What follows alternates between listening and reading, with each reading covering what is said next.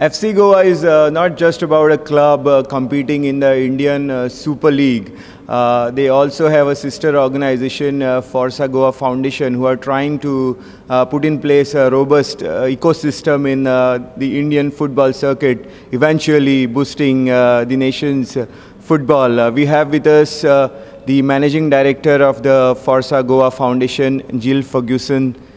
Jill, how are FC Goa's sister concern, Forza Goa Foundation, trying to help Indian football?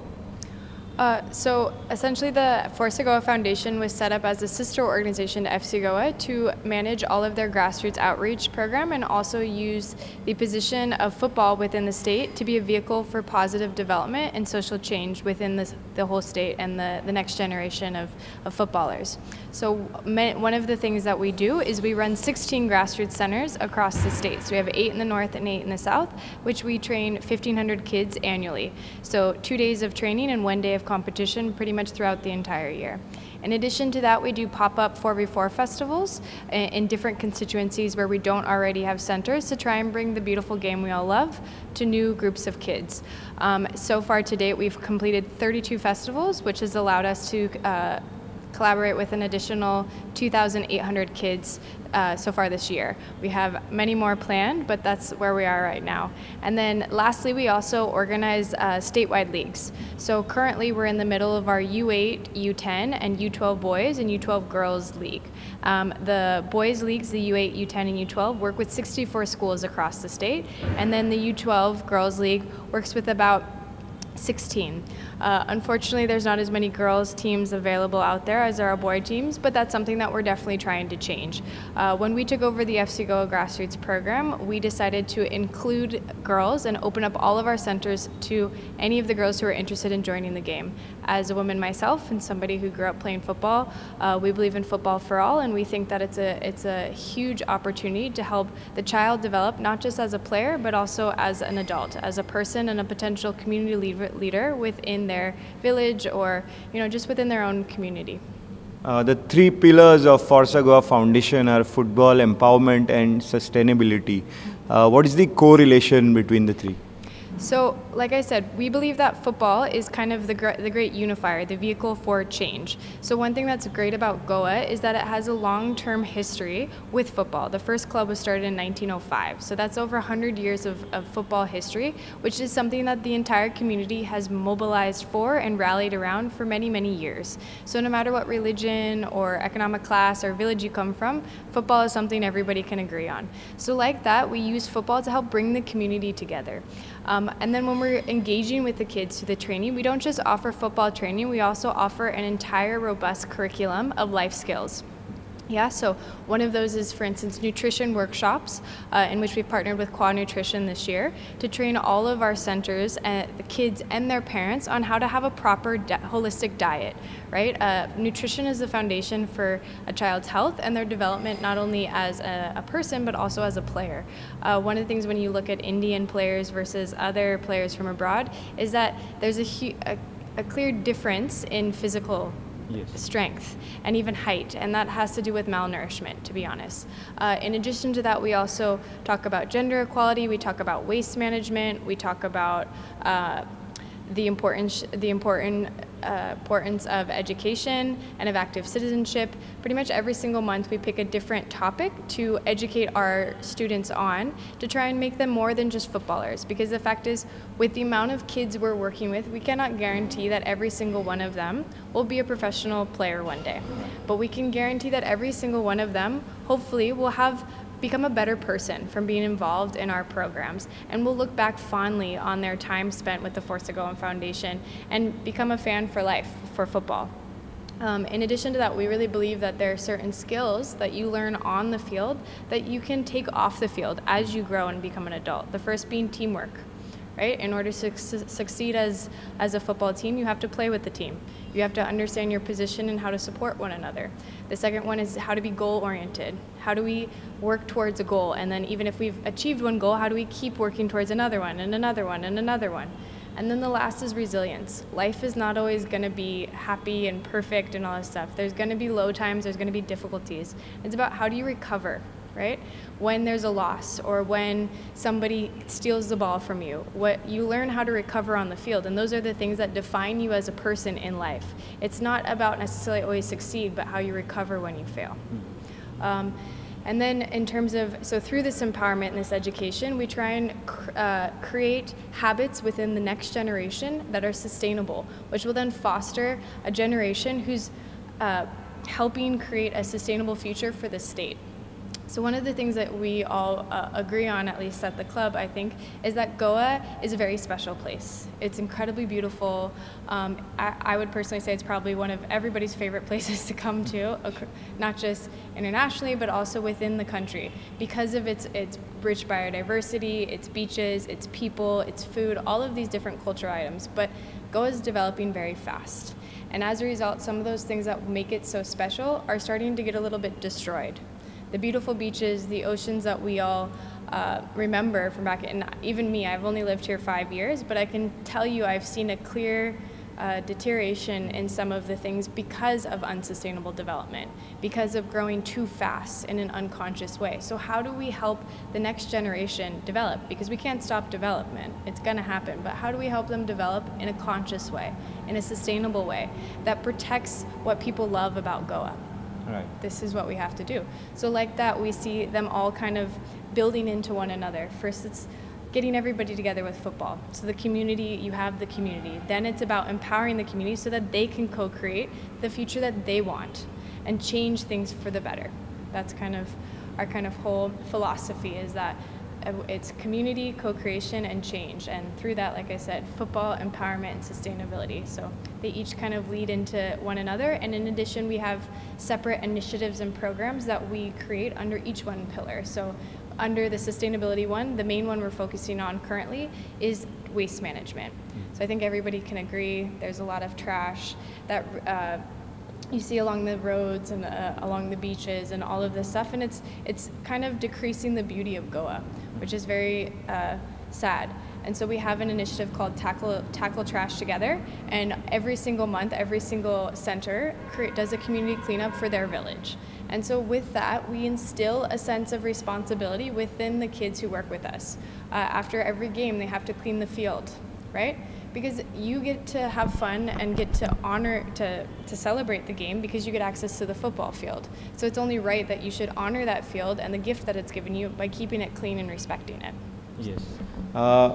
You have baby leagues around Goa, and the age group that you've selected is from 6 to 14. So 6 years old, how can they be oriented to the game of soccer? What's the methodology?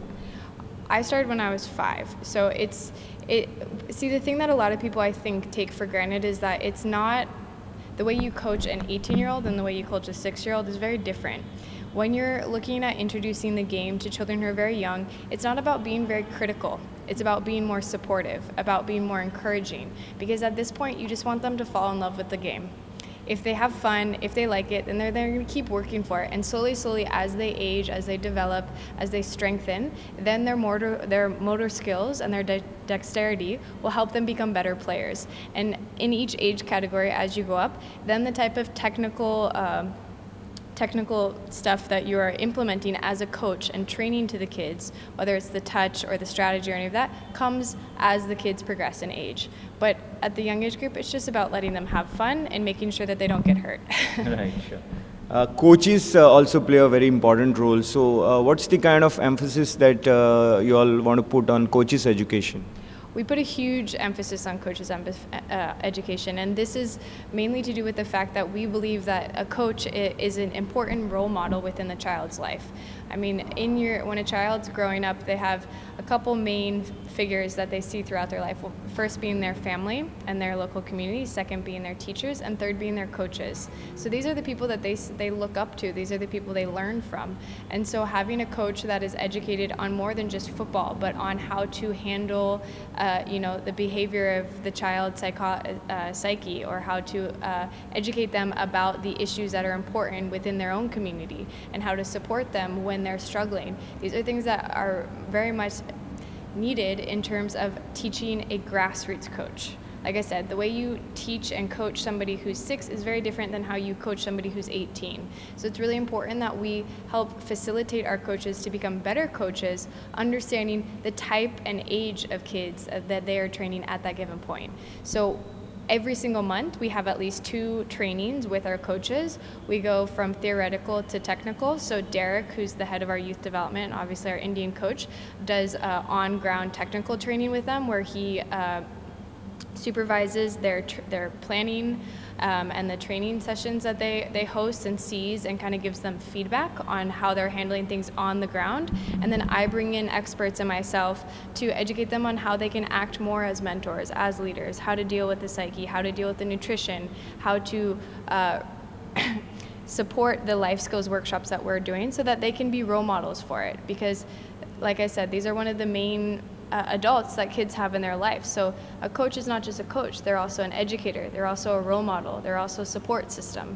So it's really important for us, if we want to create the next generation of not just footballers, but also of conscious community members, that they have people that are worthwhile to look up to.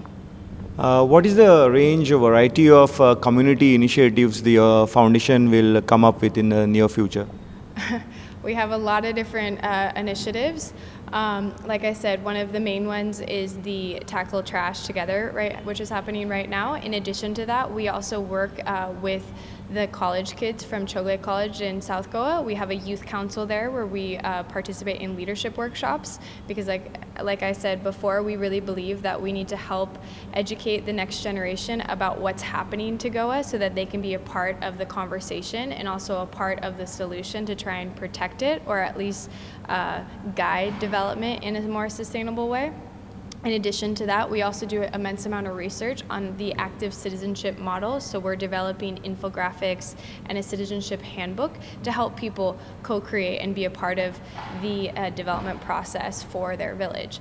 I think what a lot of people kind of tend to forget is that there are a lot of great schemes and things that are happening within the government, but people don't know how to access them in terms of funding. So the Swachh Bharat campaign that happened, for instance, is something where there is actually funding available for every village in Goa to handle their waste management problem, or to even say build a toilet.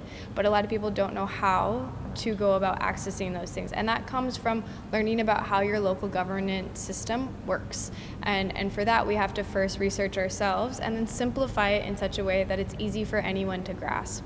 So this also falls on the empowerment side of things, obviously. But yeah, and like that, we have many other ideas in terms of, especially in terms of Football for All, bringing more women into the program.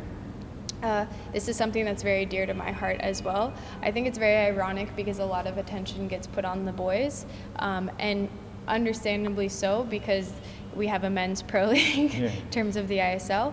But ironically, if you were to say look at the placement of the Indian women's national team versus the men's national team and chances of making it into the World Cup, the women's are about 50 something, and then the men's are about 100 something.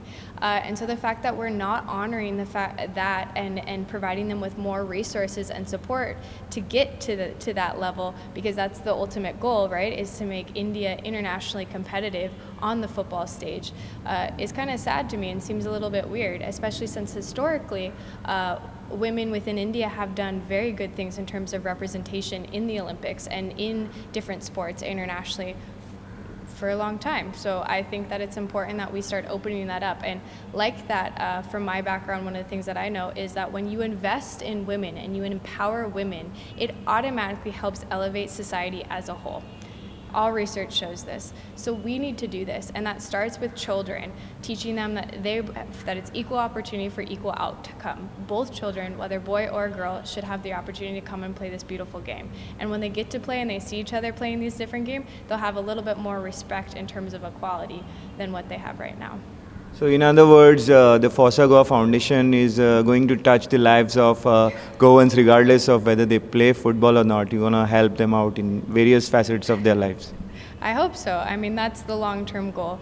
That's why we took the name Forza Goa actually and not FC Goa, because we want to do more than just football. Obviously, football will always be our foundation and we all love it, but it's about the fact that Forza Goa as a rallying cry is the force of Goa. It's the force of Goan people to empower and change themselves and their lives for the better. So we hope through the foundation that we can help create positive development within the individual and the state at large.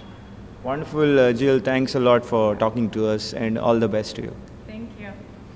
So there you go. That was Jill Ferguson, Managing Director of the Forza Goa Foundation, who have a lot of plans and will be keeping abreast with all the developments across the Forza Goa Foundation, and of course the FC Goa team who are heading into the crucial part of the ISL season. So that's all from video journalist Tulshidas Chari, and this is Neeraj Prabhu signing off for now.